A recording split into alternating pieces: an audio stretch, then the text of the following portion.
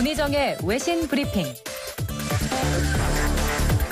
네, 밤사이 들어온 국제뉴스 정리해드립니다. 문희정 국제정치평론가 스튜디오에 나와 계십니다. 안녕하세요. 네, 안녕하세요. 네, 일본 크루즈선 확진자가 계속 늘고 있네요. 네, 그렇습니다. 이 총 탑승자 3,711명의 다이아몬드 프린세스호에서 16일 현재 355명의 코로나19 확진자가 발생했습니다.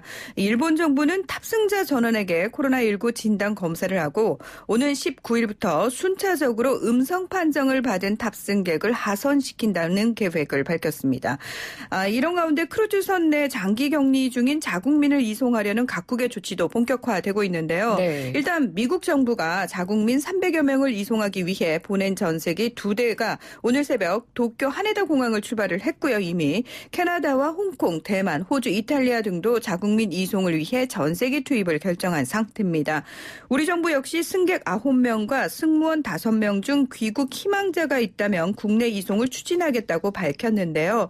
여기서 말하는 승객 9명 중에서 8명은 일본 거주자들입니다. 네, 그렇군요.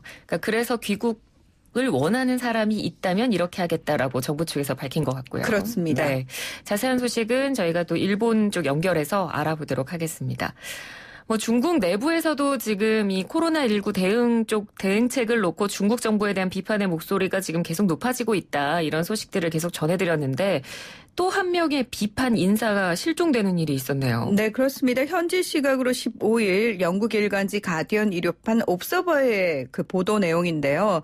칭화대 법대 쉬장룬 교수가 연락이 두절된 것으로 알려졌습니다. 현재 쉬 교수의 위챗 계정은 차단이 됐고요. 웨이보나 바이두에서 쉬 교수의 이름은 대부분 삭제된 상황이라고 합니다. 네. 쉬 교수는 최근 분노하는 인민은 더는 두려워하지 않는다는 제목의 글을 해외 웹사이트 여러 곳에 올리고 코로나19 대응 실패는 중국에서 시민사회와 언론 자유가 말살됐기 때문이다. 이렇게 비판했습니다. 이 고 리원양 의사의 사망 전부터 이번 사태는 언론 자유 말살이 원인이라며 우리의 국회격인 중국 전인대를 상대로 언론 자유를 보장하라고 공개 요구하기도 했는데요.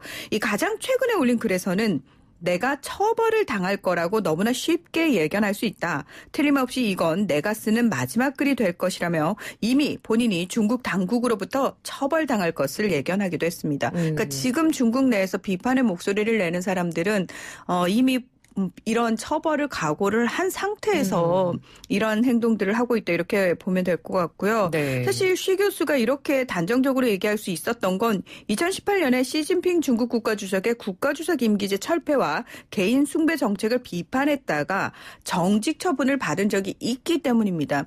그래서 계속해서 이제 반체제 인사로 좀 대표적으로 낙인 찍힌 인물이었기 때문에 본인이 어떤 상황에 처할 것인지를 알 수 있었고요. 네. 지인들에 따르면 이 쉬 교수가 구금을 당한 것은 아닌 것 같고 베이징 자택에 있을 것으로 보고 있지만 연락이 전혀 되지 않기 때문에 정확한 소재 파악은 힘든 상황입니다. 네, 이 쉬 교수의 경우처럼 지금 계속 중국 정부의 대응 수위가 높아지고 있는 상황이죠. 네, 그렇습니다. 이 앞서서 우한 상황을 전하면서 당국을 비판한 변호사 출신 시민 기자죠. 천추스와 또 우한의 한 병원 앞에 주차된 승합차에 시신이 놓인 것을 촬영해 공개한 의류 판매업자 팜빈 등이 현재 실종된 상태인데요. 외신들은 이들 인사들이 중국 당국에 구금돼 있을 것이다 이렇게 추정을 하고 있습니다. 미국 워싱턴 DC 소재 인권단체인 중국 인권수호자에 따르면 중국 전역에서 350명 이상이 코로나19와 관련해서 유언비어 유포죄로 처벌받은 것으로 알려졌다 이렇게 얘기를 하기도 했고요. 네. 뉴욕타임즈는 천추스와 팡빈의 사례를 들면서 일반 중국인들은 불만을 드러내고 있지만 공산당은 언론 자유에 대한 통제를 풀어줄 의사가 없다는 사실을 적나라하게 보여준다 이렇게 보도를 하기도 했습니다. 계속 말씀드립니다만 정부의 비판적인 댓글을 삭제하는 것은 물론이고요. 더 나아가서 지금 시 주석의 책임론을 좀 무마하기 위해서 시 주석이 방역을 위한 주도적인 역할을 해왔다면서 적극적인 여론전도 펼치고 있습니다. 네. 이 중국 관영 언론들은 일제히 시 주석이 지난 3일 중앙정치국 미국 상무위원회에서 6,000자 분량이나 되는 코로나19 대응 발언을 했고 이 바이러스 확산 초기인 1월 7일에 이미 관련 지시를 내린 바 있다는 보도를 내놓으면서 진화에 나섰는데요. 정치평론가인 우창은 16일 홍콩 사우스 차이나 모닝포스트와의 인터뷰에서 이 중국 지도부가 이렇게 코로나19 예방 통제를 위해서 시 주석이 최선을 다했다는 내용을 방어적으로 설명하고 나선 것은 굉장히 이례적인 일이다 이렇게 얘기를 했습니다. 네. 하지만 뉴욕타임즈는 이번 공개 때문에 시 주석이 의도와는 달리 초기 위협에 충분히 대처하지 못했다는 비판에 오히려 노출될 수 있다 이렇게 분석을 했는데 무슨 얘기냐. 시 주석이 초기에 충분히 알았는데 왜 제대로 대응하지 못했나라는 문제가 제기될 수 있다는 겁니다. 그렇군요. 자, 이번에는 일본 소식으로 넘어가 보도록 하겠습니다. 일본 정부가 남성 왕족으로만 왕위 계승을 제한하는 제도를 유지할 방침이다. 이렇게 밝혔네요. 네, 그렇습니다. 일본 정부가 여성 왕위 계승 논의에 대해서 왕실의 안정성을 깨트릴 수 있다면서 남성 왕족으로만 왕위 계승을 제한하는 일본 왕실 제도를 유지할 방침이다. 이런 보도가 나왔는데요. 그러니까 여성 일왕은 물론이고 어머니로부터 왕실의 피를 이어받은 왕족이 일왕이 되는 모계 계승도 인정하지 않겠다는 겁니다. 네. 현재 일본 왕실 제도는 아버지로부터 왕실 혈통을 물려받은 남성만 왕위 계승이 가능하고요. 여성 왕족은 일반인과 결혼하게 되면 왕적을 박탈당하게 됩니다. 일본 내에서는 여성 혹은 모계 일왕을 허용해야 한다는 주장이 남녀 평등 차원에서 꾸준히 제기돼 왔지만 보수 성향의 집권 자민당은 허용 불가 입장을 고수하고 있는데 지금 상황이 조금 계속해서 이 자민당이 이런 고집을 피우는 게 좀 무리가 있는 게요. 현재 그 일왕인 나루히토에게는 외동딸인 아이코 공주만 있어서 네네. 일왕의 동생인 후미히토가 계승서열 1위로 올라와 있습니다. 그리고 그의 아들인 히사히토가 2순위인 상황인데요. 그러니까 따라서 이렇게 지금 남성 자체가 숫자가 적은데 혹시 이들에게 무슨 문제가 생겼을 때 오히려 왕실의 존속을 불안정하게 한다는 비판이 나오면서 그럴 바에야 여성에게도 계승을 허용해야 할 필요가 있지 않겠느냐라는 얘기가 나오고 있는데요. 네. 게다가 지금 이 시대에 맞지 않는다는 얘기도 상당히 많이 나오고 있습니다. 이 히사히토 왕자의 배우자가 될 여성에게 아들을 낳아야만 한다는 시대착오적인 부담을 지게 한다는 비판도 크게 나오고 있는데 이 참고로 말씀드리면 현재 왕족 제도를 유지하고 있는 국가들 중에서 영국, 스웨덴, 덴마크, 네덜란드, 노르웨이, 룩셈부르크 등의 이 유럽 국가들은 아들, 딸 구별 없이 무조건 첫째 자녀에게 계승권을 주는 절대적 마지 상속을 시행하고 있습니다. 네, 그러니까 일본이 얼마나 보수적인 색채가 강한지를 보여주는 한 부분인 것 같습니다. 자, 다음 소식은요. 지금 미국과 탈레반이 평화협상을 벌이고 있는데 7일간의 임시휴전에 합의했다는 소식이네요. 네, 그렇습니다. 이 미국 주류 언론들은 현지 시각으로 15일에 미국과 탈레반이 독일 미넨에서 열린 안보회의에서 17일부터 7일간 자살, 폭탄 테러 등 일체의 폭력 행위를 자제하는 폭력 감소 조치를 이행하는 동시에 10일 이내에 본격적인 평화협상에 들어가기로 합의했다. 이렇게 보도를 내놨습니다.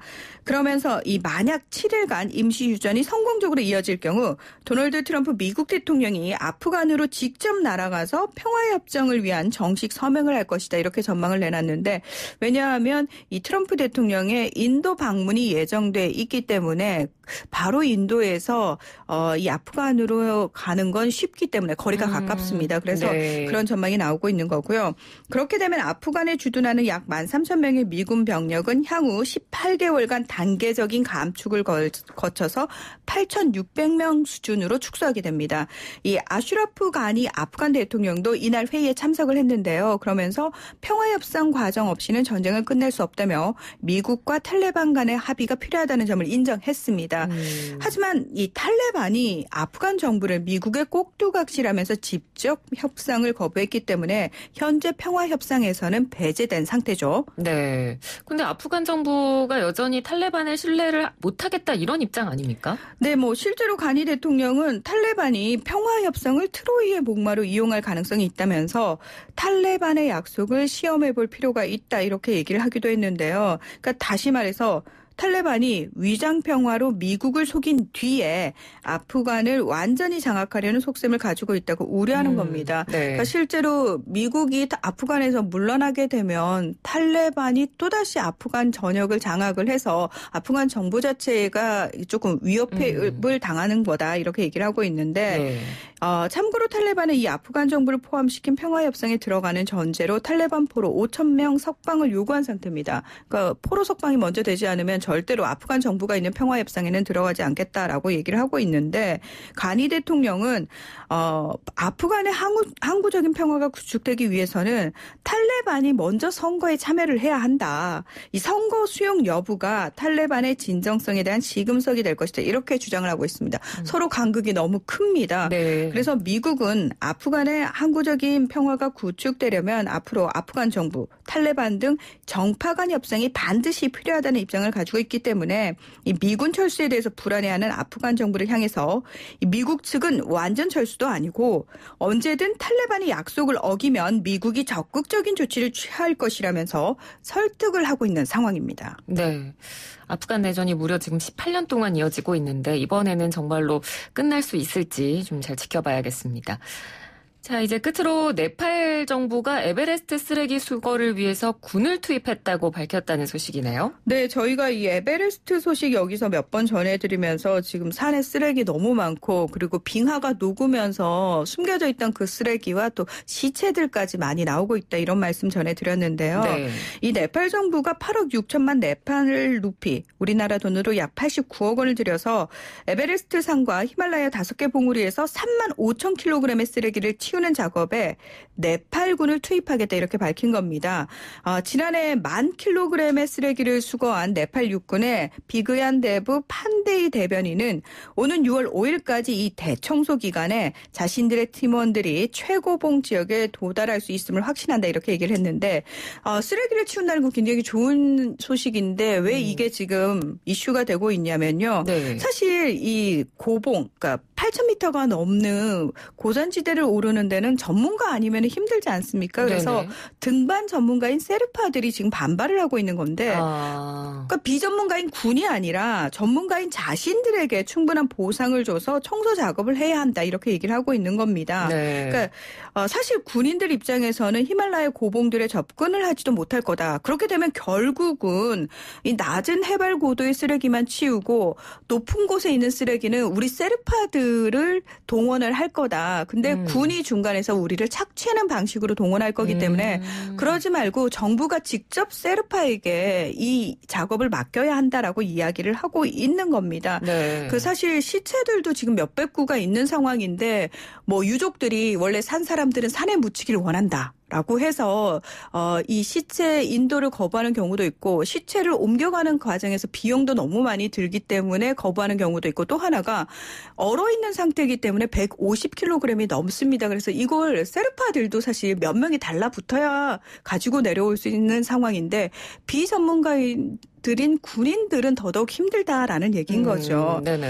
네, 뭐 이렇게 쓰레기가 계속 나오니까 아니 뭐 산에 올라가는 걸 좀 막아야 되는 거 아니냐부터 시작해서 정부가 나서서 쓰레기 단속해야 되는 거 아니냐 이런 비판 계속 나오고 있는데 네. 실제로 네팔 정부는 지난 2014년부터 모든 등산객들에게 쓰레기 보증금 4,000달러, 우리나라 돈으로 465만 원을 부과를 하고 있습니다. 그래서 8kg의 쓰레기를 되가져온 등산객들에게 보증금을 돌려주는 정책까지 시행을 하고 있지만 이 등반 과정에서 생긴 쓰레기를 도로 가지고 내려오는 사람이 전체의 절반에 불과하기 때문에 사실은 등반객들이 먼저 쓰레기 수거에 앞장서야 한다는 얘기가 맞을 것 같습니다. 네, 그렇군요.